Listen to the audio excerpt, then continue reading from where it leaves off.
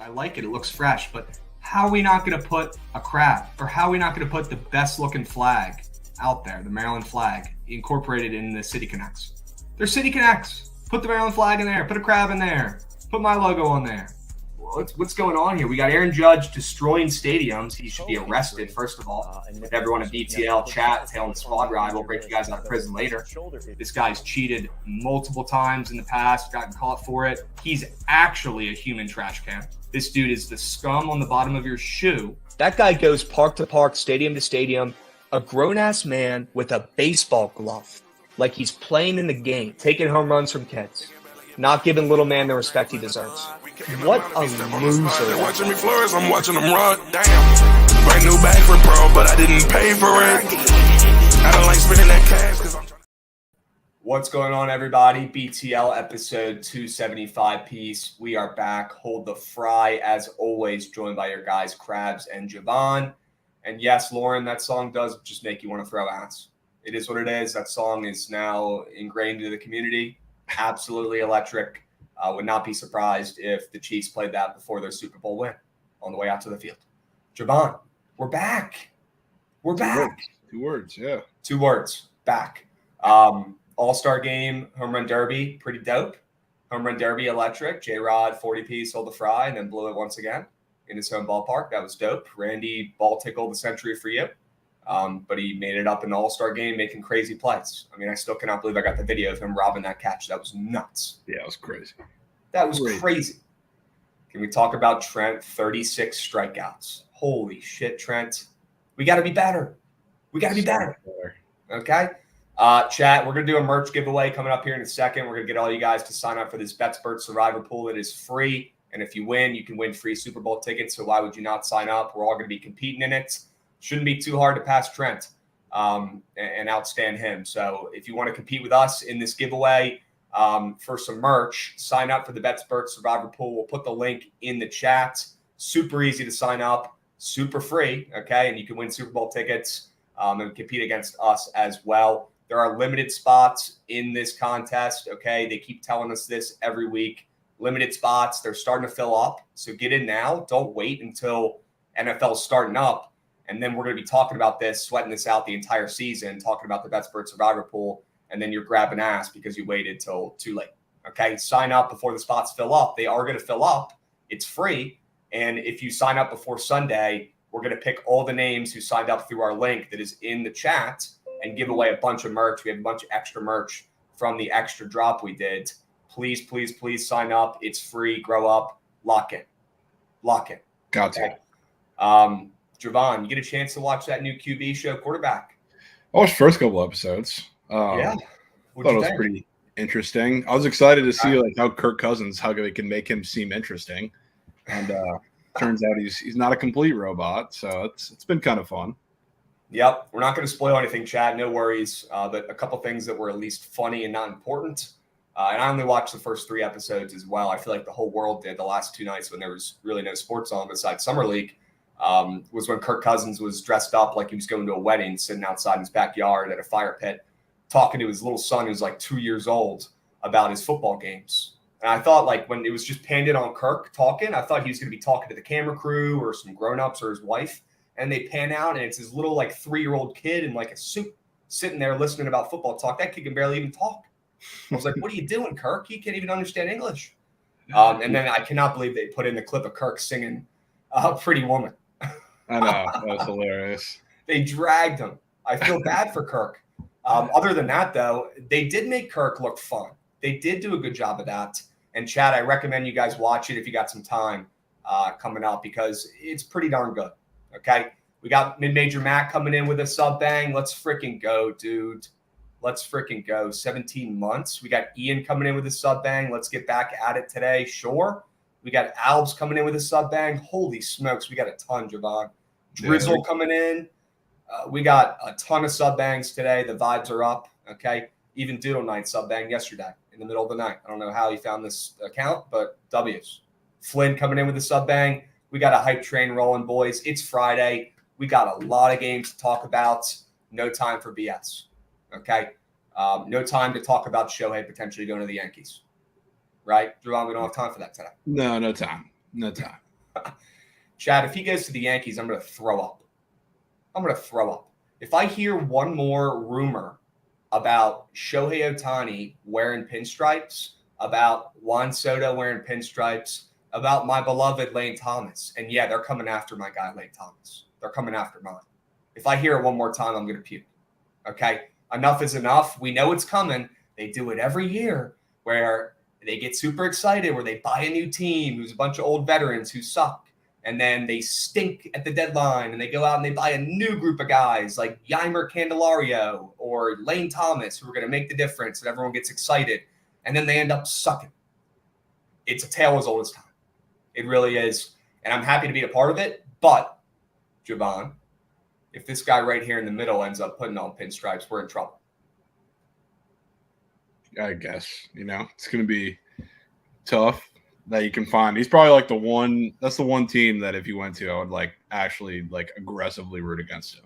Like the one, I wouldn't like if you went to other places, but even the Dodgers, I could handle a little bit just because it always happens. But the Yankees, I can't see that happen. So I'll be rooting against him if that happens, but also I just really don't think it's going to happen. And if it does, it's going to flop because that's it. Like everything the Yankees always do. So I'll be waiting for that to happen. Won't be holding my breath. Bro, how are they not allowed to have beards, but they can have mustaches? That's an argument for another time. I just don't understand the whole thing. That's the whole conversation with the jersey, the patch too. They're talking about the Aldrich tradition that the Yankees organization must have unless it gives them $200 million, like a jersey patch. Sure. Now they have a shitty insurance patch on their shoulder. Yeah. for the entire rest of the season. I bet. Yeah, Chad, I swear to God, if he goes to the Yankees, I'm going to lose my shit. My guess, my prediction is that Shohei at least ends this season in an Angels uniform. But he's starting to talk like Juan was in his final season, where it's pretty clear he's not very happy being on that team who doesn't like to win, and he wants to go somewhere that does. And I'm starting to hear it identical to what I heard in DC from Juan a year or two ago, which is scary. It's scary. Okay, we'll move. All right, we're going to do biggest takeaways from the first half of MLB chat. And then we're going to obviously dive into the MLB slate, guys. Thank God we have MLB back today. Let's give ourselves a round of applause. We made it. Okay, we survived. It wasn't easy. It wasn't easy. Is this Trent or is this Josh asking for more Summer League? It's got to be Josh. Josh, yeah, we can go over yesterday's Summer League. My goodness. People forget. People forget. And you guys know I like to talk shit, but I'll let these results speak for themselves. How about that? We crafted these up in about 15 minutes, Javon. Pretty cool. Well, I was so confused. I got off a plane and I saw first thing is that graphic getting sent in the chat here, and I was baffled. I didn't think it was real. Javon, we had to find winners somehow, some way. I was itching. I had to get in the lab. I know you would have been there too if you weren't traveling back to Tampa. But it had to be done. It had to be done. Okay. And I'll be honest with you, we didn't look at shit beforehand. I didn't look at a single Summer League game until I hopped on that stream. I'll be completely honest. Look at the results, chat. And the results, 6-10. 6-10. Yeah, Whitmore was free. Great call. Most of those props hit too. Not all of them. None of the subs hit, but some of them did. Most of the props hit. Not enough to hit an entry, though. Brutal. We move. All right, Javon, let's do some biggest takeaways from the MLB first half, and then we're going to dive in head first into the MLB slates and do some MLB second half season-long prize picks talk, because we have to finalize those entries. We have to. Definitely. Okay? You're in? Yep, of course. Let's go, Daniel W's. Biggest takeaway, Adley, is him. Yeah, chat, let me know what your biggest takeaway is from the first half of the MLB season. I've got a couple. All right, I'll get it started here. I'm sure Javon has some as well. Shit orgs will be shit orgs. We'll get it started here. The Mets and the Padres, shit orgs. They go out, they buy their teams. It doesn't work. It will never work. It doesn't work right now. It didn't work last year. It's not going to work next year. It doesn't work. Be more like the Rays. Be more like the Orioles. Work hard. Build your team. Doesn't work. You can't buy your team. Shit orgs will be shit orgs. Okay? The Mets fucking suck. The Padres are even worse. You can even throw the Cardinals in there, but their history has been pretty solid, so I left them out of this. All right? I have my own segment about them. But shit orgs like the Mets and the Padres will never change. They could go out and buy whoever, but at the end of the day, they're not going to win shit. They're still going to fold like a Dollar Tree lawn chair. Okay? What do you got, Javon? We'll just kind of go back and forth, ping pong. Yeah, biggest takeaway for me, the Dodgers are still the Dodgers. That's what I think, because I took them beginning of the season, preseason, to win the World Series, and obviously they've looked not necessarily like the Dodgers of like every single season. They haven't been absolutely dominant, especially like the very beginning of the season. The D-backs jumped out to the early lead in that division. A lot of talk was about the Padres early on, which obviously they sputtered. The Giants had their little stretch. But you look at the standings now. Look at the Dodgers sitting in first place. And yeah. I think that National League is wide open to whoever makes a run at the end of the season, because realistically, the Braves have been absolutely dominant for a little while, but so has every team, really in the National League, gone through the little dominant stretch. They're by far, I guess, the best team in baseball right now, but I think there's going to be a significant run from one of those teams, not named the Braves, to end up winning the National League pennant. To be honest with you, I think it's the Dodgers, as much as I want to see it from a betting standpoint, but not from just a fan of the game standpoint. But I think the Dodgers are going to go on a very scary run, and maybe by the end of the regular season, end up being the best team in baseball. Not that hot of a take, but with how much some of these other teams have been slurped, it's a good take. It's a good take. Let's not forget about the Dodgers, people. Okay, yeah, they're here. They're in first place still. The D-backs kind of sputtered into the All-Star break, lost that first place spot. Would not be surprised if they don't get it back, right? Would not be surprised. The Dodgers are still the Dodgers, right? The Cardinals are toxic. The Cardinals are toxic. I don't know what's going on over there. I don't know if it's the coach. I don't know if it's the GM. I don't know if it's the players. I don't know. And I'm not going to point fingers, Javon, but all I know is that organization is toxic. and there are going to be changes made. I don't know who it's going to be. It probably should be the coach. It probably should be a lot of those guys who are going to be free agents soon. But the Cardinals are out of it, in my opinion. They are toast. They are in last place. They have 38 wins. They are below the Pittsburgh fucking Pirates. Give me a break. They are toxic. They're done. Hang them up with SBR. Walk into the sunset. Okay. Yeah, they do need to hang them up. I'm interested to see where all their pieces end up going at the deadline. Now that they've come out and said they're pretty much officially going to be sellers. So yeah, their owner came out, or the GM came out like a dickhead and said, "Yeah, we're trading people." Mm-hmm. Yeah, like that's pissed. Stupid statement, but whatever. Yeah, it's good to see him in piss. Also, while we're on the topic, reminder: the most popular future to win a division in any sport does not hit. I say that as we've gone through the last couple days talking about NFL and hearing a lot of Jaguars who were the Colts of the last year. So let's point that out because that's been a heavy topic lately. But speaking on this division, while we're talking about takeaways, how about the Reds still sticking around throughout all of their injury issues with their rotation? No Nick Lodolo now for an extended period of time. No Hunter Green, missing more than half of the arms of their bullpen. Before last week, he started to get I think 2 guys back. So now they're starting to get a little healthy. And we talk about the moves they need to make at the deadline. Yes, they need some bullpen arms, whatever it may be, but they're getting all those arms back right at the deadline. So we're talking a couple weeks now before you see a Reds team almost at full strength when they've been at their best kind of before that point. So they're leading by a game here. Massive series against the Brewers. They lost the one in Milwaukee right before the break. Now they got one starting today at home where they've obviously been much better, especially on offense. So this is a big stretch for them. And they've kind of been through their little series where they've had I was scared most of them going to face the Braves and the Orioles and a couple of those top teams. Now you got a lot of interdivision battles. So these are going to be crucial games as well, but very winnable games, I think. So I'm interested to see how they continue to stay hot. Because, of course, I think I do, or they do, and I hope they do for the investment that I have on them. This division and what is it, the AL Central that has the Twins in it and the Guards? Yeah. Yeah. These divisions suck.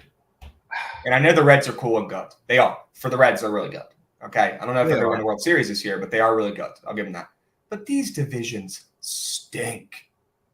They are far behind the others. Yeah. In my opinion. We agree on that pretty much? Yeah. I think the Central gets 2 playoff teams in, so I think they'll be respectable, unlike the AL Central. Okay. The AL Central, I think, is so ridiculously worse than the NL Central. They're both Giolito on the move. Yeah, he's definitely on the move. But a lot of these divisions the Central divisions are bad. AL Central is embarrassingly bad. The Guardians are terrible. The Twins are garbage. The Twins, like Fat Girl was saying, is the easiest remaining schedule, so I wouldn't be surprised to see them make a run.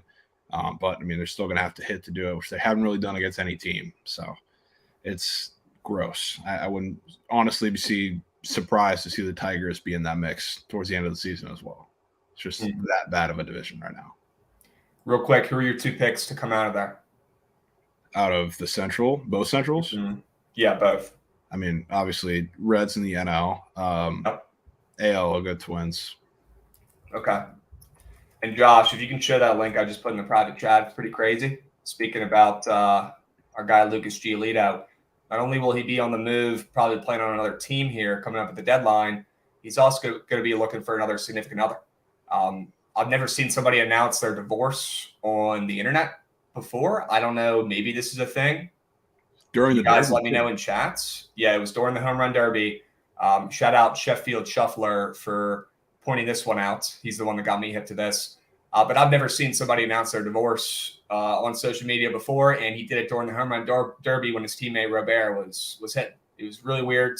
I don't know what's going on with that, but I'm happy this guy is not a national. Turns out he's just kind of a weirdo. Yeah. Yeah. Is his wife a public figure of any sort? Or does he I don't know. Do you just think that a lot more people would care than I guess they actually did? Maybe he thought, maybe he thinks more people would care than actually did. It turns out that it was just kind of weird. It's like when all the players, it's like when the 2 stars are committed and decommitted. It's like, bro, nobody even really cares, dude. You're going to North Dakota State. Respect my decision as I decommit from St. Cloud State. Oh, man. Is Corbin getting traded? No, he's on the paternity list. Okay. He's on the paternity list. He's not getting traded. He's getting 10 that first start back. Yeah, I bet. You know he is. I bet. If he's having a little kid, yeah. He's going to have that dad strength. All right, we move. A couple more here, chats, and then we're going to go into the games today. The pitch clock. A couple more points here from biggest takeaways in the first half. The pitch clock works. Games are down to 2 hours and 38 minutes. So whether we like it or not, the pitch clock is working, and what they tried to do was a success. So we're at the point where people have gotten used to it. I know the players want, during the playoffs, some extra time, which I think is fair. I'm more than okay with that. Give them some extra time, sure. Don't make anybody, get out on one of these stupid new rules. I'm so in for that, but it has worked during the regular season. The players are used to it. They've stopped bitching. I do think overall it's good for the sport. Me as a baseball nerd, I'd probably rather have the long games because I'm a weirdo, but I understand that 90% of people disagree with that, and it's better overall for baseball, and it worked. So shout out baseball. I doubted it in the beginning, and honestly, it kind of panned out, and now we don't even really talk about it anymore. Yeah, 100%. It's definitely been a good thing for the game. And going off of that, too, it's forcing a lot of these older pitchers, older veteran pitchers that we've seen. I don't know. You've been expecting some regression from early on and didn't show it. They're all starting to show it now. A lot of the ones that are in the NL Central are ones that come to mind first. Obviously, you have Adam Wainwright, who's been terrible. Julio Teheran is starting to show his age a little bit. Same with Wade Miley at times, too. It's a lot of those pitchers who you say they can't keep getting away with it. They haven't, and they're not going to for the rest of the season. So I will be targeting a lot of these older pitchers who have some pretty terrible expected stats because it's going to come back to bite them if it hasn't already. Dubs. And we got hella sub bangs as well, Javon. The people are absolutely vibing this morning on Friday. They're stoked. BTL's back. Flynn3415 coming in with a sub bang. Let's fucking go, my dudes. Get busy. Dizzy coming in with a sub bang. Let's have a banging Friday. Yes, sir. TJ Mixer. Great to be back. Cheers to 13 months in federal prison. W's will break you out soon. Okay, you guys know we got to hit a fucking squad ride today. My goodness.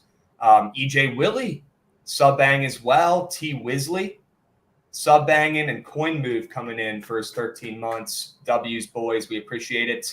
Let's keep the vibes up. All right, let's keep moving. Two more things, Javon. Shohei, takeaways for first half. Shohei's the best player in baseball. I don't think there's any doubts about that right now. Best player in baseball. Before the season, I don't know if that was a fact.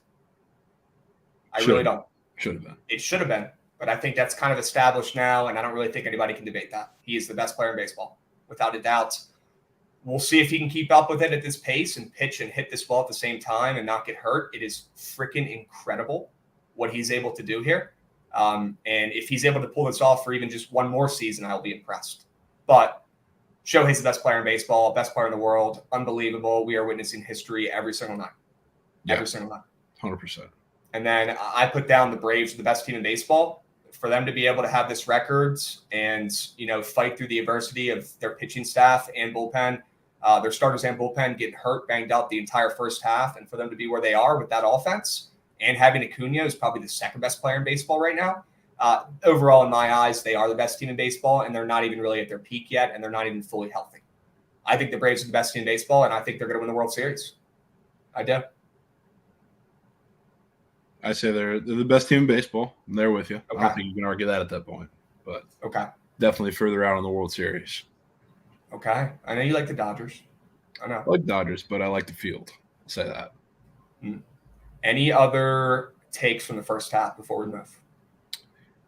Not too many. I'll say there's definitely a couple very fraudulent teams at the top that are going to start to get exposed very soon if some of them haven't already. I mean, one of them is the Rangers, who I guess have started that process a little bit. I think that's going to continue. Another one, I don't know why in the world people are hopping on the Mariners train back again. They're going to be able to hit in the second half. I don't think much is going to change for them. Their pitching staff is fantastic. It really has been all the duration of the season, but I've seen 50,000 Mariners to make the playoff tickets over the past week or so, and I don't get why. So I think they're going to continue to not be able to hit at least at the same level. Maybe they'll get a little better, but I don't think it's going to be enough of a difference. So that line is not good. Not deep. Javon, they sell grasshoppers at the game. I know. I would not doubt that. I don't want to back them at all. I question everything about that team at this point. 100%. Although I will say their stadium was fun and we had a great time, and the All-Star game and Home Run Derby were electric and they did a great job.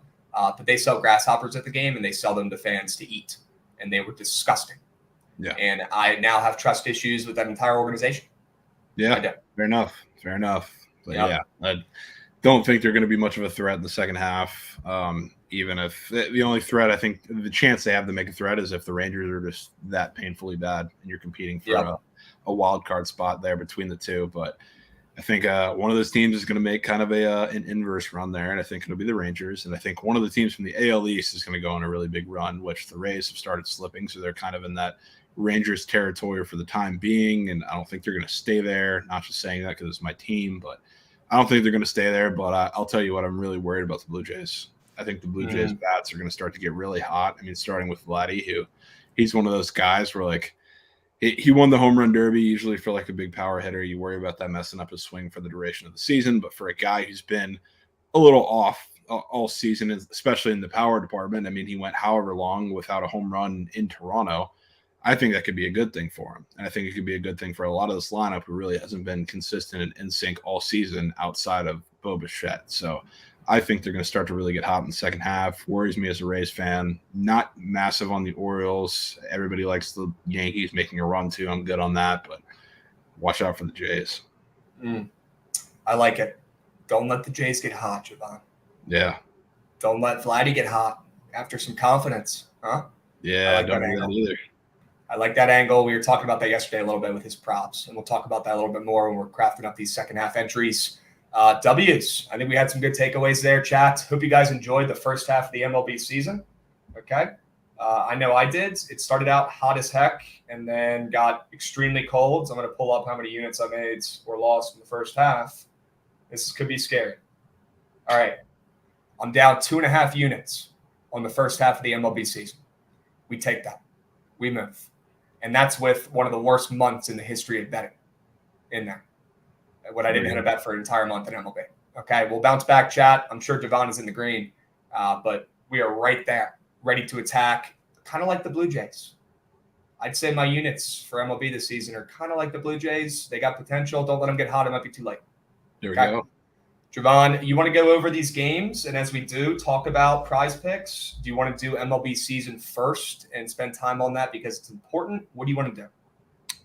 Yeah, I guess we're on the topic of talking about the second half. We can go look at some season props. Yeah. You don't have to spend too much time on it. I know you talked about it a little bit yesterday, but there's also very limited categories, to say the least. Like I really didn't dive too deep into a lot of these home run squares because obviously you have all the goats up. They've pretty much all been bumped down, which I don't really like to take, but it's also just guys who I really don't necessarily love. And I don't love RBI props either, but a lot of the guys there who are really hoping to have bigger second halves or thinking they're going to have bigger second halves are the ones that I took for RBIs. It's kind of a fun sweat. Like Trent was saying, you know, it's more type of fun sweat for a second half entry because we've already been invested in the full season for a lot of the guys that really labbed up to hit and everything. So guys that I was certainly keeping an eye on, Elly De La Cruz, of course. Not just because he's a Red and he's absolutely electric to watch, but people sleep though. Like he's been fantastic. Like he's hitting like 320. He has a ridiculous WRC plus as a rookie who's only played for, a month here now. But it's all like with glaring weaknesses that he's been getting exposed by pretty much every single pitcher. They're pitching him low in the zone. Obviously he can't hit a lefty. So like pitchers know this and they're pitching him to it. And you can certainly tell. But regardless, he's still putting up ridiculous numbers. So I think he's going to continue to grow in that aspect. And I took his RBI square, which I really like there because I do think even over like the last couple of weeks here when the Reds have been not as hot as they were for their little stretch, it's been in a lot of RBI opportunities. And second half of the season, getting a lot of games at home against really, really bad pitchers and really bad pitching staffs, I guess, in general. So I think the Reds are going to continue to score a lot of runs, which I mean, starting today and this week. So that's probably one of my favorite ones that I pointed out there. Let's go. Are you down to try to craft up a quick 6-piece here, a BTL second half 6-piece? Yeah. See if we can. Why not? All right. You want to start with Ellie, and you want to go to Pete Alonso's steals next? I was getting people hip to that one yesterday. Yeah, we can pick one of the steals, any of them. I like that one better, to be honest with you, than the Matt Olson. Yeah, that one's just. I mean, a lot of those couple bottom ones are just absurd that they're up. Like Pete Alonso, he's I guess more prone to steal than like Olsen and Devers, and not just because like he has 3 already on the season, but him going over this number is setting a career high in steals for a season. So the fact that this number is set at this in the first place is absolutely ridiculous, but also probably pretty telling. It's like the MLB second half version of the Mike Evans yard square. It makes no sense. Huh. All right, let's lock that one in with Ellie, more than RBIs. And then let's go to Vladdy. Javon, I'm happy you were talking about Vladdy and the Blue Jays resurgence today, because yesterday I was talking about maybe back in Vladdy's home runs coming off that high after the All-Star game, home run derby where he won, and he really did not do much in the first half of the season. I'm kind of with you. I think he starts to get going here, and I wouldn't mind backing him and his more than home runs. Yeah, I wouldn't have a problem. I was looking at, like I said, like I didn't love many of the home run squares, but if I had to take one, this was certainly the one that I was looking at, because I do think he's going to have a really big bounce back, and hopefully the home run derby got him right a little bit. But I like the way that offense is trending, and him especially, hopefully throughout the second half of the season. Now, what do you think about Harper less than 11.5 home runs? He has no pop.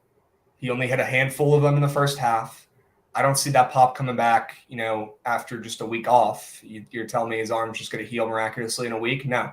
I don't think this is an injury that's going to heal for a while.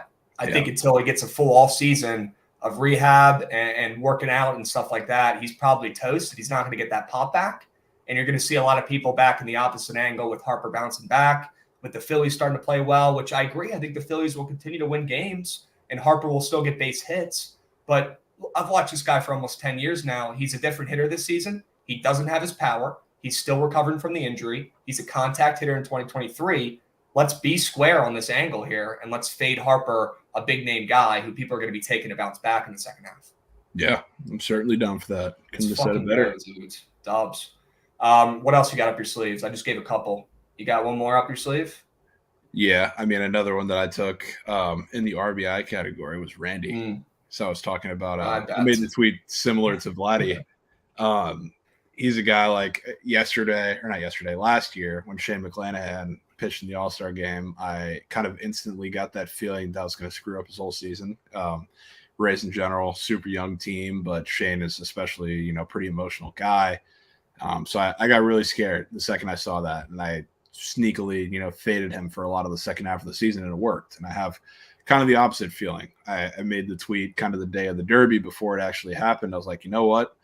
We saw this from Shane last year, and I had a bad feeling, but I have a feeling that if Randy has a really good showing in this All-Star weekend, including the Derby and the game, for a guy who is as streaky as he is, as hot a hitter as he is, and when he's hot, he goes in ridiculous streaks, especially in RBI positions, which the square would obviously correlate to. That's a guy that I want to back in the second half of the season to have a really good year, and he already went through like his hottest stretch of the year in the beginning of the season, like the first month and a half, cooled down a little bit, but it was obviously more consistent than he's been for the last couple of years. I think he comes out of the second half, like early this first couple of weeks here, and goes absolutely ballistic. So I would have loved if there was like a different way to back him than just RBIs or home runs, but I took the RBIs.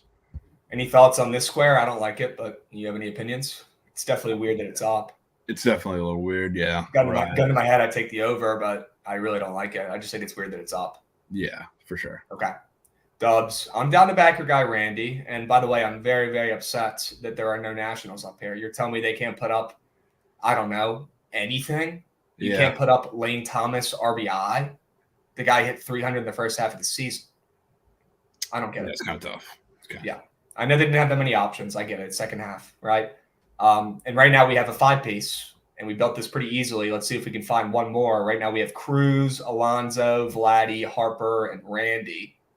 You have any more you love, Javon? What do we have? We have 2 home runs, 2 RBIs, and a steal or stolen base prop. I feel like we might need under in here. Another under. In here. Yeah. What about that LA De La Cruz, Corbin Carroll under 43.5 steals? We probably can't put him in the same entry twice, right? You're probably right. But yeah, I'm down to take like a nasty under on something. What's the nastiest under on the board? Is there something that's been bumped down a lot, Javon? Is there a big name player that's gotten bumped down? I mean, they've all like gotten bumped down pretty much. So like it's hard to pick out just one. I wouldn't mind that Tatis and Acuna under steals, which I guess really any under in this category that's including one of those two guys is pretty nasty. But Tatis and our little Bro, I was looking at the Prize Picks board. I didn't have the screen up, and I just hear licking in my ears. Yeah, what are we doing, dude? That scared the living crap out of me. Jesus I'm not gonna lie. I wasn't even on the fucking StreamYard screen, dude, and I hear licking in my ear. What are we doing, man? Yeah, you just got to be better, dude. I'm switching ear pods, dude. That ear doesn't feel right, dude. Yeah, you should. You should. I'm switching ear pods. That was weird. Yeah, so I was looking at this one. A lot of people are saying fade Shohei, which I don't really have a problem with, to be honest with you. He's got everything to do. I mean, I wouldn't have a problem with it. What if we faded his RBI? Nope. Why? Although, chat, somebody remind me, was it Phil Zutley who said to fade Shohei's RBIs because he's going to be producing on his own and there's going to be nobody, on base around him? And Mike Trout's it was. Okay, fine. We can do it. Jose. I'm in. Only because Phil said he likes it. Yeah, I mean, who's he going to be driving in? Andrew Velasquez? Neto? Yeah, Neto. Sure. Taylor Ward. Right. That guy sucks. So right now we got De La Cruz, more than 35.5 RBIs. We've got Pete Alonso, more than 1.5 steals. Vladdy Jr., more than 15.5 home runs. Harper, less than 11.5 home runs. We got Big Randy, more than 38.5 RBIs, right? And Shohei, less than 45.5 RBIs. That is disgusting. I kind of like it. There you go. I kind of like it. Okay. How much are we putting on this? It's just a unit. It's a little second half play. Well, you want to do a little 2U for 2H? A little 2U for second half? I'm down. 2U for the vibes. I'm down. All right. Let's do it. $200 to win 5 big ones. And yeah, chat, my units are a little smaller on Prize Picks, $100 a unit. Okay. Volpe Steele, sure. Dead Larry Bird, I can't just take every Yankee, man. You know I can't. Especially me. I can't do it. Okay. Oh, shit. Yeah, this is ice cream cake. Lauren, come on. I didn't even mean to click on that. I don't want to give you props for that funny comment. Hey. All right. We've got 6, hopefully, green beans for the second half, chats. Now we got time to cook. We had about 50 minutes left for the MLB slate today. Just as we drew it up, this is perfect. We got plenty of time, Javon.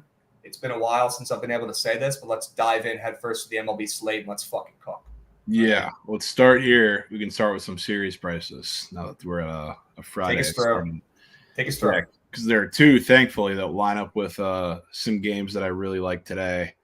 Starting, of course, with the Goats in Great American Ballpark tonight, which is going to be, for those who remember, the electric, 12-11 Braves game. That was the first game of that series. I think Squad Ride was the over that day. Trent lost 20 units, taking Braves -1.5 for the first of a couple times. It's going to be like that in this game. This is going to be electric atmosphere in Cincinnati tonight. Sold out, of course. Massive division series. It's going to be electric, right, coming out of the All-Star break, too. I see the Reds -140 in this series, which, like, the way these pitchers line up in this series reminds me a lot of like how the series was in Milwaukee, except the script was flipped, where the Brewers were -125 in that series. They won that series. -140 for the Reds, when obviously tonight you have Corbin Burnes going against Graham Ashcraft. You got Corbin Burnes, who has pitched, he's had 2 quality starts against the Reds this season. Really, I mean, much more impressive than his numbers even indicate, because a lot of, both those outings, he gave up runs late in his outing after being absolutely filthy and lights out for a majority of the starts. So, You got him at minus 115, which seems awfully short today against Graham Ashcraft, who also gave up 10 runs in his last start against the Brewers this season. Then tomorrow you have Andrew Abbott going against Freddie Peralta, which he's probably going to be a little larger of a favorite than a lot of people expect. I wouldn't be surprised if he's hanging like minus 130, maybe higher. So they're going to be a favorite in that game. And then you got Adrian Hauser, Ben Lively, which is probably going to sit around and pick him tomorrow. That's going to be By funny. the way, Reds are minus 140 tomorrow. Yeah, that's a lot of respect for Abbott, who just got shelled by the Brewers, but that's a conversation for tomorrow. Shelled. Yeah, just got shelled. His first career terrible outing. And, we come back and we see Corbin Burns off of 2 great outings against this Reds team. Andrew Abbott against a terrible outing against this Reds team. Graham Ashcraft gave up 10 runs in his start against the Brewers this season. And they're minus 140 in the series. 3-game series, I'm assuming, because there's no tie option? Yeah, 3-game series. Yep. Are you betting the Reds at minus 140, or are you just going to use this info to bet the Reds ML throughout the series? Yeah, I'm just going to use it to bet. Okay. Yeah, because I can pretty much guarantee you. I mean, I'm betting them today. I'm pretty sure going to bet them tomorrow. So I'll leave it at that. But it's and then if one of those loses, you'll bet them on Sunday. Yeah, Probably. I mean, sure. Yeah, I'll bet Ben Lively, absolutely. Even though he just kind of masterclassed against them too. So okay, we'll see how that one goes. But I think that series price is a little telling, especially with even at home, like the Reds don't get much series respect at all on those prices. So see, that was a little surprising. The other one that was a little surprising to me is the Orioles, who I think the Marlins don't quite have a starter name for Sunday, but like starting today, you have Sandy on the mound, who everybody's all of a sudden started the conversation that Sandy is back because he's had like 2 of his last 3 great starts. So he's going today. You got Braxton Garrett, who's been absolutely lights out for 2 months or so now. Then I can only assume it's going to be a potential Jesus Luzardo sighting come Sunday. Even without that, against an Orioles team who has Dean Kramer, who's for a long time had the worst expected ERA in the bigs. It started to come down a little bit now because he's made some adjustments, but you got him, you got Bradish, I think, at one of these 2 games, and then Kyle Gibson. Kyle Gibson, I think, is Saturday, Bradish is Sunday.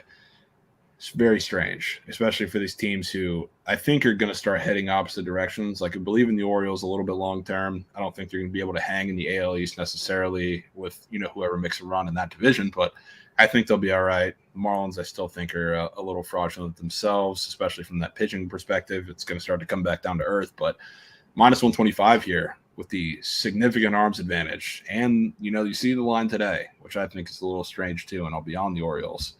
So to kick it off today, I think that price is weird. Music to my ears.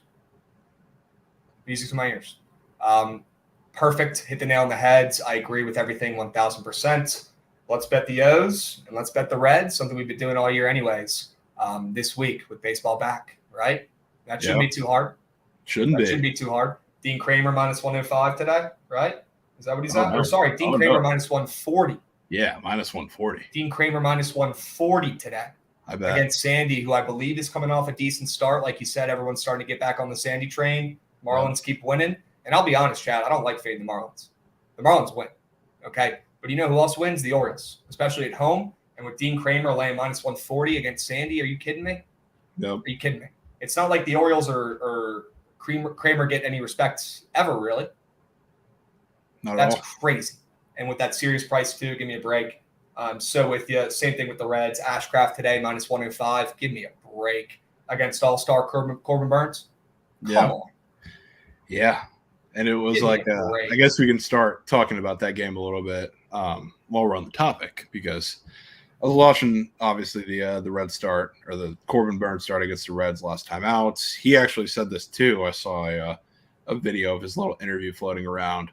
They made the crucial mistake of they really sat back against Corbin Burns and just let him he used it to get ahead in the count, essentially, after he realized that they're just taking a lot of early pitches, letting him settle in, try to get him into deeper counts. It didn't work because he started attacking the zone pretty aggressively, and the Reds looked embarrassing at the plate. So towards the end of his outing, they got a little bit more aggressive, started putting the ball in play. That's when they got their couple runs there on a Votto bomb and a couple, a lot more contact they were making first time around. So now after seeing him just a week ago, I know there was an all-star break in between, but just a week ago. I think they're going to make those adjustments, especially coming back at home. Short line, that building, you talk about like a building being buzzing and energized. There's nothing like a packed house in Great American Ballpark, especially this season. So I think they're going to get really ready for Corbin Burnes. And I see the total of 10. Like I said, Corbin Burnes, 2 masterclass starts that have honestly, they look a little worse on paper than they do if you actually watch those games. And that total's not budging. I mean, it even went up from 9 to 9.5 or 9.5 to 10. Then Ashcraft, like I think he's going to pitch well, not fantastic. He's looked good since his return. I am kind of on the Ashcraft as back train, but he's also coming off of that terrible start against the Brewers as well, first time around. So I think you're going to see runs. I think it's going to be an electric type game early and often. You're getting fireworks, and yeah, let's go Flyer faithful. You're going to see fireworks tonight. Happy birthday, Fernandez, beast. Absolute beast. Here's a little birthday 2-piece nuke for you. Reds Orioles money line. 2-piece birthday parlay. Boom. There we go. Responsibly deploy it. Okay. Or just take either of those teams and out straight. Yeah. Okay. Happy birthday, brother. Appreciate you joining us on the big day.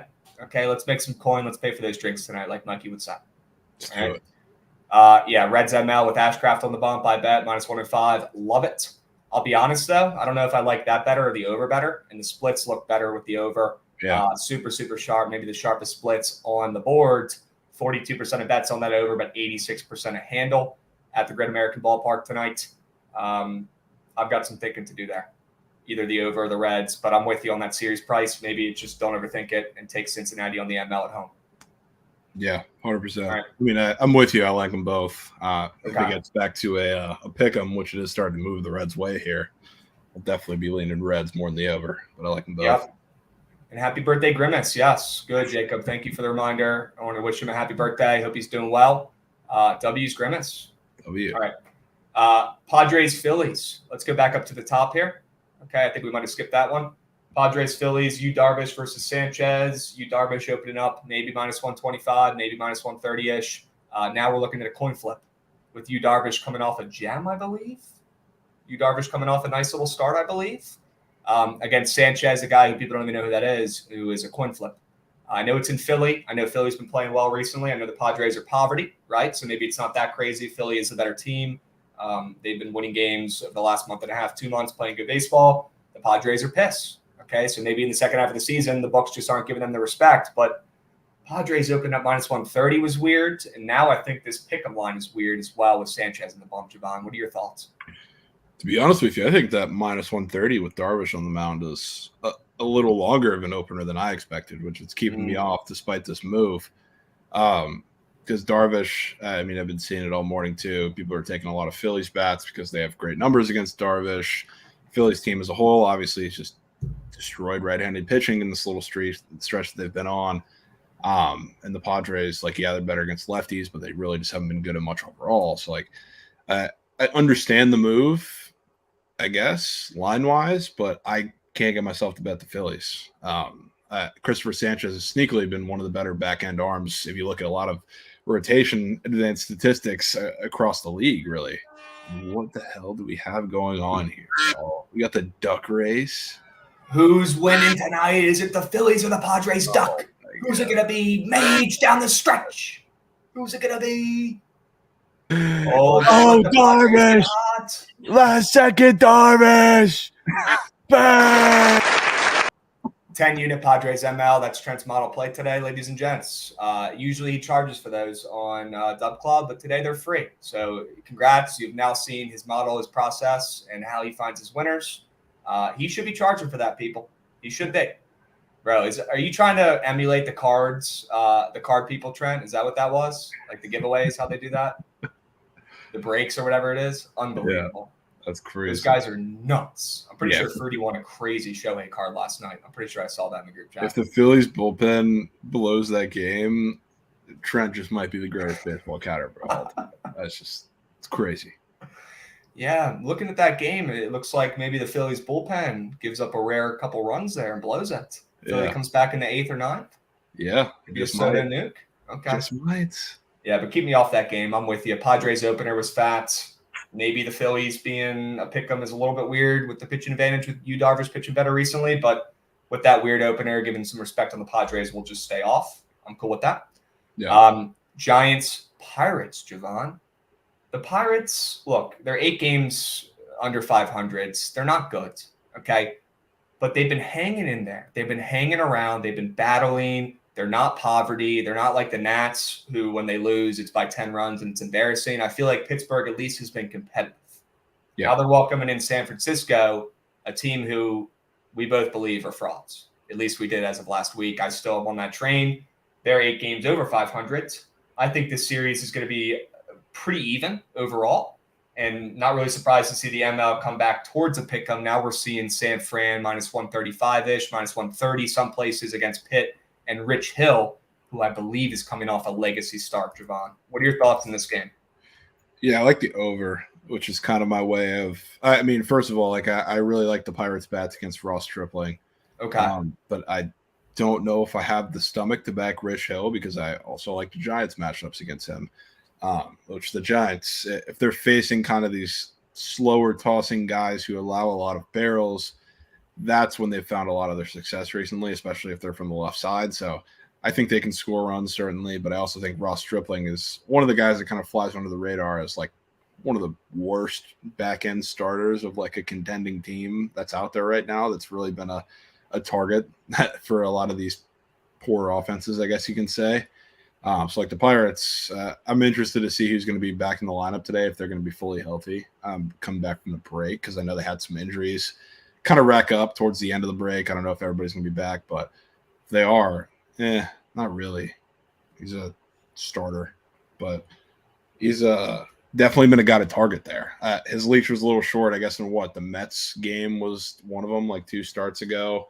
So even if he's going, 3-4 innings, I'm fine to target him because I think he gives up a couple early. And that Giants bullpen has been fantastic, or had been fantastic, and now it seems like they're starting to get burnt out a little bit. So I'm kind of buying, as much as I'm buying into like the demise of the Giants as a team, I'm certainly buying into some regression coming from that bullpen too. Just as much as they get used on a daily basis, I don't think they can handle that, and they're starting to show it. So give me runs. Yeah, I'm with you. Total up from 8 to 9. Splits look sharp, and you're missing the most important part, Javon. The game's on Apple TV. There you go. Juice baseballs will be in play. I think they're taking the balls left over from the home run derby. They're repainting them back to the normal color, and they're going to use those probably in these Apple TV games today because those balls were juiced. There we go. 40 home runs in 3 minutes, I bet. And then you don't even win in your home ballpark. Have some respect for the people in the city of Seattle and my bet slip. Golly. It is what it is. We keep moving, boys. Arizona and Toronto. Javon, you talked about the Blue Jays starting to pick it up here in the second half.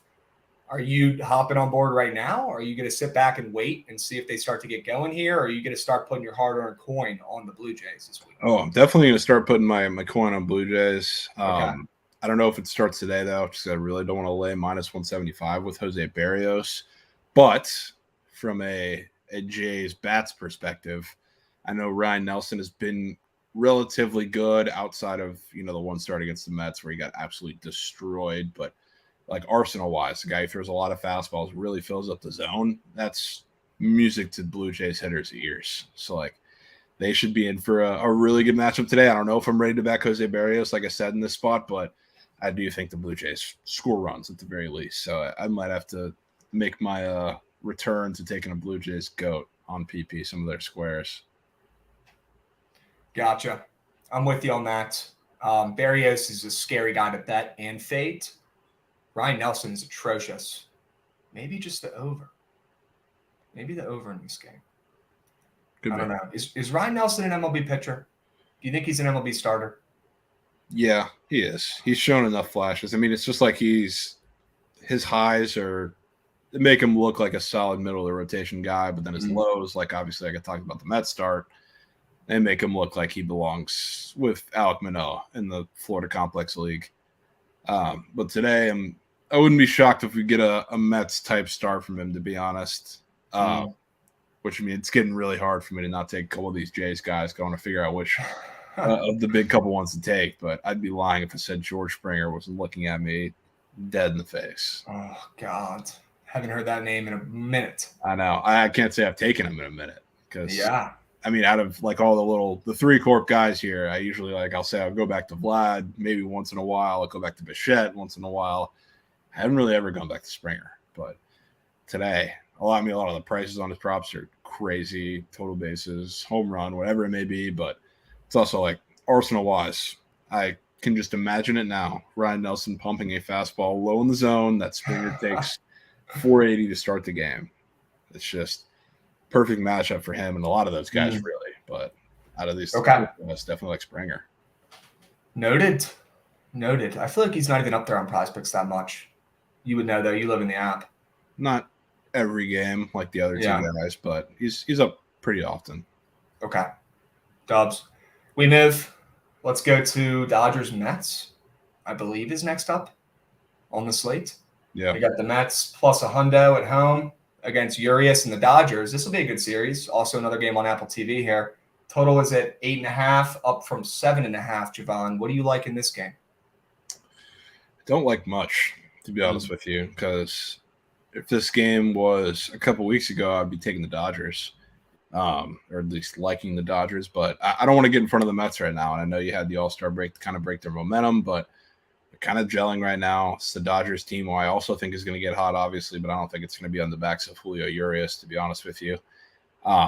So if these Mets rotation, or the Mets rotation, especially like these older guys like a Verlander and Scherzer can start getting more consistent at the top of the rotation, they're going to be scary. So like I think another game where I think the Mets are going to hit in this one off of Urias, but I'm not really sure what we're going to get from Justin Verlander. So that's maybe another series price that was a little strange, even though that one, I guess, really hinges on what we get Sunday because it's Scherzer against an unnamed Dodger starter for the moment. But it's our minus 115 here, which I thought was a little surprising too. But yeah, I don't want much to do with this game today. Verlander up for weird squares today? Are they giving him respect today? Or are they treating him like shit today? 5.5 hits allowed. I mean, he's playing against the Dodgers, so it's going to be a tick higher. Okay, 29.5 fantasy score. I feel like that's pretty standard. It's pretty standard, yeah. Okay, looks pretty normal. 5.5 strikeouts. Dodgers like to strike out a little bit. Okay. Yeah. Nothing crazy. There's no earned run square up there that's looking sketchy or anything that tells me not to take the Mets. I'm kind of with Chad and with you where the Mets are probably the bet here, but let's stay off and let's see how this team really comes out in the first half or the beginning of the second half of the season, right? Let's see how the Mets, come out after a good end to the first half before we start putting our coins on, all right? Kopech and Morton, Javon, fat favorite for the Braves. Charlie Morton going against Kopech. What's the Kopech angle today, Javon? I know you've tried to fade him and sometimes take him this year. Yeah, I mean, I'm not taking him right now. I'll tell you that. Not against this lineup? Yeah, I mean, a big reason why I've been, or at least earlier in the season, fading him is because he had a, significant home run issue. He's a guy who filled up the zone with a lot of fastballs. Yes, he came with the off speed, and he's kind of fine-tuned that over the course of the season to kind of improve his strikeout stuff gradually. But against a lot of these lineups that have, the bats to take advantage of a home run issue off of a lot of fastballs, it's probably going to happen. It's like, I mean, I know it's the Braves against the White Sox, but even with, that team disadvantage that the White Sox have and, the starting pitching matchup really isn't all that lopsided, and we're still seeing minus 265 with honestly probably I was expecting probably a 10 total if they're going to be this big of favorites. I just think the Braves kind of keep rolling here. I mean, not a hot take. They're minus 265, but not fading them in this game. Yeah, Josh, check out that square and check out the Verlander, or sorry, not Verlander.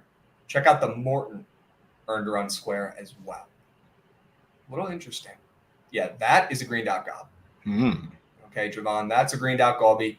Looks like Rich Hill is somehow, some way going to pitch decent today by looking at that.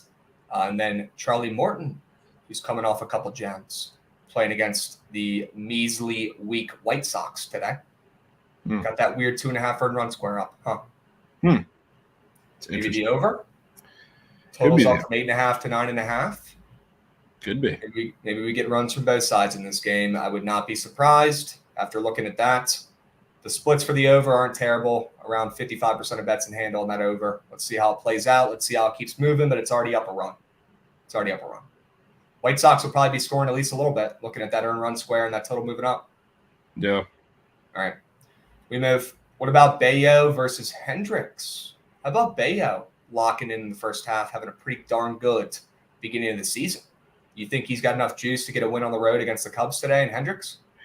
Yeah, I mean, I think so. It's another game that I really don't love to get involved in, or won't care all that much to get involved in necessarily, because I mean, you have two pitchers on both sides who have been, fantastic in their own ways. I know Brian Bayo has been a little better over a bigger sample size, you could say, than Kyle Hendricks, but Hendricks has looked really good since he's come back, which it's in a lot of matchups, I guess you could say, that are a little better for him than the Red Sox are today, even if they're on the road and not hitting in Fenway.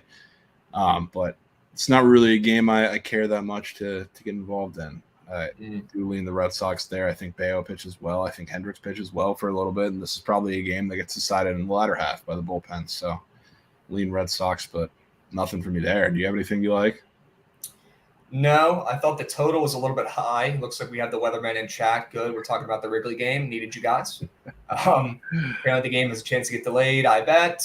I'm assuming there's some winds. I'm seeing a little bit of wind out, checking Ballpark Pal.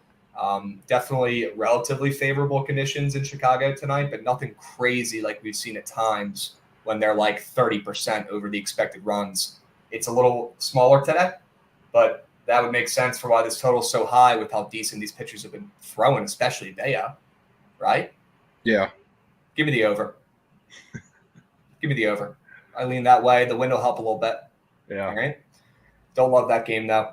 What about Guards and Rangers, Javon? John Gray versus Savali. Two sketch balls on the mound today. Two guys pretty hard to cap, but when they're on and when they're healthy, they can pitch pretty darn good. What do you like in this game? You like a little pitcher's duel? I like the Guards. Oh. To be honest with you. It's probably going to be a pitcher's duel, and it's probably going to be 1-0 just because Trent's going the game, rooting for Jose Arviaz. So yeah, I can see that. But I do think Savali pitches really well. And John Gray, he's kind of a weird pitcher this year because he's been, he had his little stretch where him and like the rest of the Rangers rotation were lights out, but there were games against the Rockies, the Pirates, the Mariners, and they came back and faced real teams and got hit up a little bit. And John Gray specifically, his like metrics have been completely altered from a couple of those starts, like in the games like against the Rockies, Pirates, Mariners, all those teams. He's getting the ball on the ground, which, John Gray had a big home run problem. I mean, he played it in Coors, so you can asterisk that, but even coming away from that and going to Texas, he had a big home run problem. And that kind of seemed like it got solved for a little bit, and now it's back. He's given up a lot more fly balls, much higher fly ball rate than he did for the little series sample size of a couple of those starts. So against the Guardians, which is weird because you would think the Guardians would hit better against teams and pitchers who make you hit on the ground because they're not going to beat you with home runs. Weirdly, the Guardians, when they play those pitchers, that's when they perform their best offensively, which is kind of weird. So today, going on the road, I think they cause John Gray problems. I still think he pitches relatively decent. I don't think he gets blown up, but I think Savali pitches pretty well. So I like the Guards. Okay. Yeah, the John Gray blister could have healed. We won't know, though. We won't know. So I don't even really cap that stuff, into these bets because we have no idea. We have no clue. I like the under in this game. I think both guys pitch well. I do. You're worrying me a little bit about that matchup with the Guards bats. And I don't hate the Guardians on the ML. So I'd probably lean that way and go that way if I had to bet a side, but I do like the under. I think both guys pitch well after the break. John Gray getting some much needed rest, and Savali has honestly been pitching pretty darn well. So give me the under. These offenses could get shut down against one of these two arms, and that could be all it takes is one of these two guys to lock in. All right. Let's keep moving. We got a couple more. I need the Rays report, Javon. We got Glass now on the bump. Let's go. What are your thoughts? I mean, this matchup happened a weekend or 2 weekends ago, I believe, in the Trop, and this is the game that the Rays lost, and Glass now got hit up a little bit. So, like, I guess the fact that they're still laying damn near minus 300, or I guess at 300 if you're looking on some books, maybe it could be a little telling. I don't really know how much lower you can put them though against Alec Marsh, who's been in the big leagues for a handful of weeks here. But I think they either win by 6 or they just lose the game outright. So I mean, coming today, they're going to be missing Yandy Diaz. I don't know if Randy's going to get a day off as well, coming from the Derby and the All-Star break. Wander, I guess, could be in that conversation as well, even though he didn't really play outside of like an inning or two. So I have to wait and see the lineup to see because honestly, if they're going to be without 2+ of those guys and they're still going to be hanging this price, probably a little telling about what they're going to do to Alec Marsh today. But if not, I mean, just don't bet the game. Okay. That's fair. Don't bet the game. Don't bet the Royals, chat. Although it is post All-Star break, so we're allowed to. Let's go. I bet the Royals, if anything. It's just I don't want to get involved in that either. Okay. Are the Rays starting to struggle? I'm just going to say. Not starting to. I think they're on the back end of it now because they struggled for 2-3 weeks. They're in the Rangers fraud conversation. Still are. I mean, they only won one game towards the end of the break, but big win there. I think they start to get going, even if it doesn't come immediately with a lot of the All-Star break hangover. But Randy's going to be Randy. So I think that's going to invigorate the team quite a bit. Okay. Look, we knew the Rays were not going to keep up with their crazy torrid pace when they were, 40 games over 500. It's just not feasible. We knew they were going to regress, but they're still one of the best teams in baseball, and let's hope they kick it up for the second half after a slow end to the first half. Yep. Okay. Nats versus Cards. Nats have their ace on the bump, Trevor Williams, coming out of the first half. I wish that was the case. Nope. He's going to get destroyed today probably by the Cardinals bats, who are looking to, I don't know, keep their jobs. I don't know, restart, hit the refresh button. Betting against a team like the Cards with, a week off and a reset going into the second half scares the living crap out of me. I could see the Cardinals coming out of nowhere and sweeping the measly Nats in this series, who were playing good baseball before the break. Unfortunately, had a week off and now probably have no momentum at this point. So would not hate the Cards bats and backing them in some capacity against Williams, who's been struggling. I don't know, because I think this game is weird too. Because like you talk about like the Nats, I guess we're playing good baseball. Got interrupted by the break, but as like a clubhouse, what's going to make you come out and be motivated today against the Nationals after you just had your GM come out and say, "You guys suck. You aren't good enough. So we're going to build for next year." So like, I don't know. I really don't know. There's two types of people. There's people who will hear that constructive criticism, or just criticism. It's not really constructive. They'll hear that criticism and they will say, "F this team, F this, I'm done, I'm gone anyways," and they'll keel over and die. And there are some guys who will hear that and that will motivate them and make them better and elevate their level of play. And there's a lot of guys in that Cardinals team who are going to be in the Hall of Fame. I wouldn't count them out yet. There's a lot of games left, but they are a joke. And they're a clown show, and they are one of the biggest disappointments, if not the biggest disappointment in MLB this season, without a doubt. And they deserve all the hate they're getting. They do. But I would not be surprised if they come out hot out of the gates with a little bit of a restart here, week off. Really the only thing they have going for them this whole season is a little bit of a restart going in the second half. We'll see. I can see it. I think I kind of lean today being like the game where they come out slipping a little bit, and maybe the Nats catch them early. But one of these next two games, I think it's going to be one game they come out very slow and the Nats sneak one, and it's the whole media freak out of, this Cardinals team really needs to go. Trent's going to say send them back to London, and then one of the games they're just going to come out and absolutely destroy the Nats. I think it's going to be these first two games. I think Sunday is like Flaherty, Josiah Gray, so I'm thinking that's going to be a little better of a pitcher's duel and we get runs in these first two games. But I think it's going to be split like that. I kind of lean the Nats sneaking one today, but I don't really know where my head at is in betting it. Okay. Let's go to the Yankees and Rockies. We got Rodon, I believe, making his second start in pinstripes against Gomber, who is atrocious. Yankees only laying 200, though. Total's at 11. We knew it was going to be high in cores. Trent, grow up. Come on. Javon, you think this line's a little short for Rodon and the Yanks?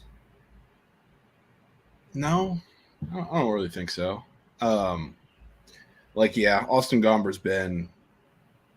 I don't even need to sugarcoat. He's been one of the worst pitchers in the major leagues. Yeah, he's terrible. Yeah, he's garbage. It's not like the Yankees lineup has been better as a unit, but yeah, he's been terrible. Rodon on the bump, who got roughed up a little bit in his first start back. So, I don't really know what you could price him at. If you could price him much higher than this necessarily, and this seems to be like the typical range for a team coming in their first game in Coors, whether it's off a break, whether it's the middle of the season, whatever it may be. So I wasn't shocked to see this line. I kind of like runs here too. I'll be honest. I don't think much is going to change from the Austin Gomber side of things. The Yankees all match up pretty well. A lot of the righties against him, whether it's Stanton, whether it's Torres. I have a sneaky Josh Donaldson feeling today, which I really, really don't want to bet because I absolutely hate that guy and he sucks at his job. But today I think he might do a little something against Austin Gomber, which really anybody probably could. But I think they score runs. Do I think Rodon's going to start pitching well at some point? Yeah, it's just a really tough spot to do it in Coors Field, even if it's against a pretty anemic Rockies lineup. So I don't know. I think he gives up a couple here. I think the Yanks can honestly destroy Gomber and then get everybody with their Yankees World Series matchup tickets excited, which I don't know why that's a thing, but give them hope for a game. I guess. We got an Alcaraz bang. Did he win? Is it over? Let me know. I know there's a big match this morning. Very curious. All right. Rodon, maybe we keep fading him until he gets right. Maybe we get runs in this game. The over could be applied. Nope. Over could be applied. 3-0 sweep. Yeesh. That was easy. All right, Javon, let's power through these last couple. We got about 5 minutes, and then we're going to do the squad rides, and Lord knows we need to hit one of those. Astros, Angels. We got Shohei on the bump. Let's go. Against JP France. I guess Shohei's injury wasn't too bad. Makes sense why he didn't want to pitch in the All-Star game. Wouldn't have been surprised if he didn't pitch in it anyways if he was healthy. Looks like he wasn't even really hurt anyways because he's starting tonight. Okay, minus 150 against Houston. Javon, what are your thoughts here, man? Do you think he locks him up? The lines move like 20 or 30 cents towards the Angels in this game. Yeah, it's a lot of respect for an Angels team that, I don't want to say they're officially packing up shop with all the rumors and the trades and whatever. It's definitely gone, but it seems like a point where nobody's buying the Angels. And the Astros, the Astros have been up and down, which a lot of that has been because of their injuries as well. I think they're going to snap back once they get fully healthy, but that minus 150 with Shohei, you have the Shohei name tax on the bump, but his last handful of starts, he hasn't really been getting much respect. So the fact that we're seeing it now against the Astros is a little interesting. And you know what else is interesting, Josh? If you want to click on the game, go to pitcher props, and then the head-to-head props of it, because this is something that we've been talking about. I know Trent's hip to it now a little bit. Down to the bottom, or maybe it's its own little. Yeah, there it is. Look at that first run allowed. JP France minus 125. Somebody who's on the road, which usually you only see teams like that favored as a home team to score first, even though it's not technically the same bet because earned run allowed. But team to score first technically favored when you're like a minus 200 favorite, like if it's a Yankees versus Rockies situation. So when there's been situations like this, when lines are a little shorter, like last example was like Sunday with Max Scherzer. I think I talked to you about that. We were on the blade looking at it, and we see Scherzer go up a 3-run nuke in the first inning. So I've been targeting a lot of these lately, so you can add Angels score first card. He literally was like, Scherzer's favored to give up the first run. And I'm like, that shit don't matter. Next pitch, 3-run bomb. Next pitch, 3-run gag. Unbelievable. I mean, this is weird because, look, JP France being minus 125 to give up the first run in this game is crazy because the Angels hit second in this game, Chad. If you guys couldn't put that together, which Javon was trying to say, trying to simplify it for you there, it should be Shohei probably, or at least, a closer line. That's crazy. I'll look. You don't have to pull them up, but I'll read some of these off for people who aren't familiar with these props for comparison. Like Phillies Padres today, which is a pick 'em. Like usually you're going to get a significant juice towards the home team giving up the first run just because they're the home team. Like the Phillies, Christopher Sanchez to give up the first run is minus 170 today. Jesus. Something like that. Like Rich Hill to go the first round is minus 140. I guess they're dogs. Look at another home favorite, Jose Barrios. Here we go, minus 175. He's minus 120 to go up the first round today. So telling me there's something a little off about this, which we've seen it kind of play out a couple times now, but Angels to score first is hitting the card. Yeah, it is. I love that angle. That was sharp as a fucking tack. W knowledge, chat. Look, this is why Javon gets paid the big bucks, guys. He knows what he's fucking talking about. All right, listen up. We're bouncing back today. We're hitting a fucking squad ride. I think we have one more game to go over, maybe two. But I love that angle, Javon. Love it. And you're cutting the shit. You're going directly to Angels to score first. Yep. That's exactly what I'm doing. Love it. Yeah, we got two more games, I believe. Did we do Minnesota, Oakland, or is that even up on the books yet? I don't even know if they announced starters for that. Well, you know what, Javon? It's Oakland. I don't give a hoot. We're not betting that game anyways. Yeah. How about it? We can move on. Let's go Detroit, Seattle. Erod versus Castillo. Decent pitching matchup. Totals down to 7. Or I guess it's been at 7. Hasn't really moved, although the juice has slightly towards the under.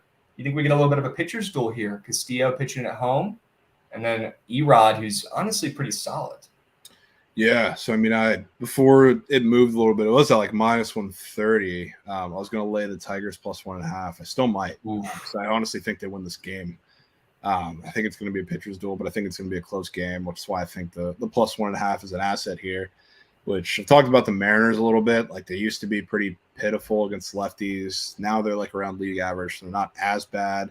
But the reason they've been not as bad is because they've had a lot of matchups against like Shane McClanahan type guys who are going to allow you to barrel up the baseball, hit the ball hard, even if the strikeout upside is there, and they strike out a lot too. Erod's not that guy. Like the strikeout upside is there a little bit more than past years, I guess you could say.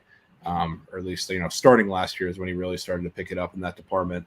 But he doesn't allow a lot of hard contact. So that's going to be his biggest asset in getting the Mariners to pound a lot of baseballs on the ground. So I think that's a really good advantage for him to have. So, like, I do think the Mariners are going to be back to their offensive form from earlier in the season against lefties in this matchup. And Castillo is just super weird. The Tigers, for whatever reason, they just know how to hit against aces, which sounds crazy to say, but, they went out and got in that Blue Jays series destroyed by Alek Manoah for God knows what reason and what happens. I know they didn't score all that many runs, but they hit much better off of Kevin Gausman, which is crazy. And they do this repeatedly for every single series. And I really don't know why, but Castillo is not only, the Mariners ace, but yes, Tigers money line. He's not only the Mariners ace, but we've seen him prone to some home run issues himself, which in a game that I think is going to be a pretty solid pitcher's duel, one swing can make the difference, even if it's just a Spencer Torkelson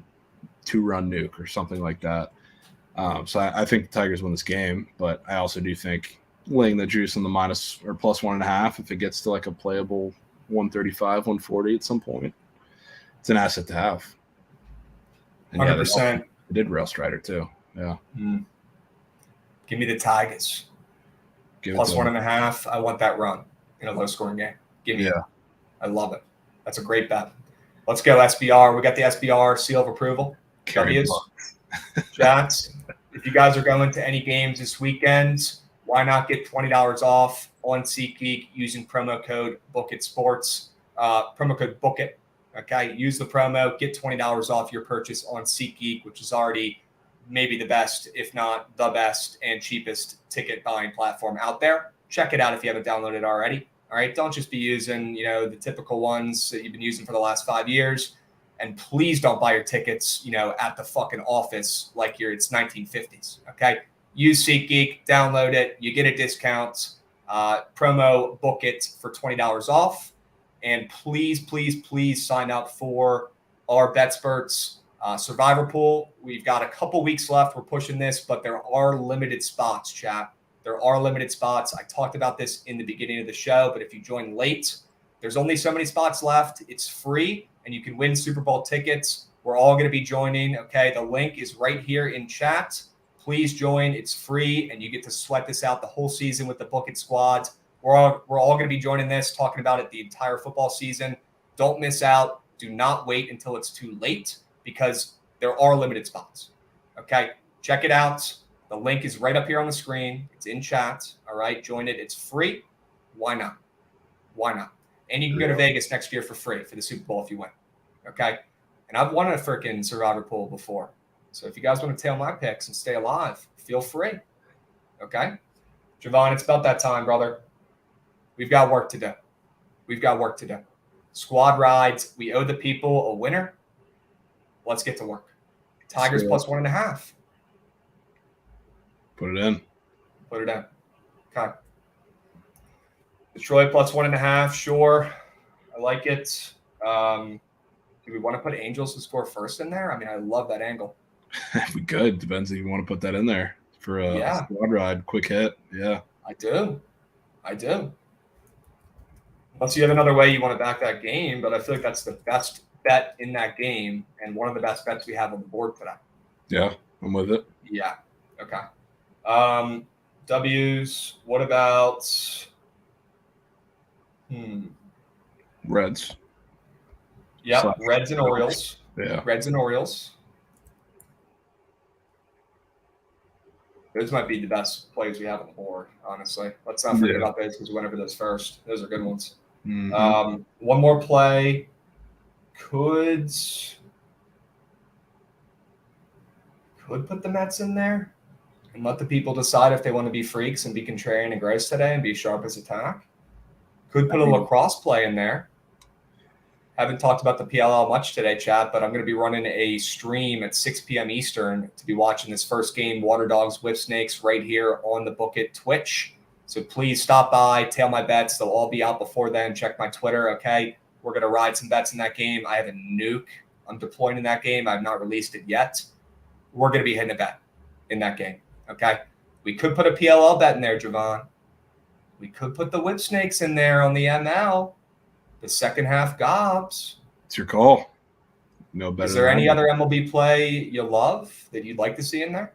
Nah, I mean, I think we got the big four in there, the ones that I really like on the board. So yep, Detroit plus 1.5, Angels to score first, Cincy ML, Baltimore ML. Yep. You like those? Okay. Yes, I do. Let's go Whip Snakes ML. Minus 115. 6 p.m. Eastern, ESPN Plus. Chat, if you guys have not started watching the PLL, grow the heck up. Not only is it exciting, but we're hitting bets on it. All right, so let's fade the Water Dogs and let's back the Whip Snakes, Trent's team, sure, and see if they can pull out a win today and get back on track. All right, 5 plays, 5 winners, chat. The poll is up on Twitch. Hurry up, go vote, get your votes in. Go now, go, go, go, go, go. We got 5 minutes. Hurry up. The Whip Snakes are winning. Yeah, that was quick. Now the Reds are winning. Okay. I thought for a second there it was about to get weird. Chad, I'm voting for the Reds. I like the Reds and the Orioles probably the best, and then Whip Snakes, Tigers, and Angels. But please, as always, vote for what's going to hit. All right? If it ain't broke, don't fix it. You guys have the recipe down. Click the right button. All right? Click the winner, please.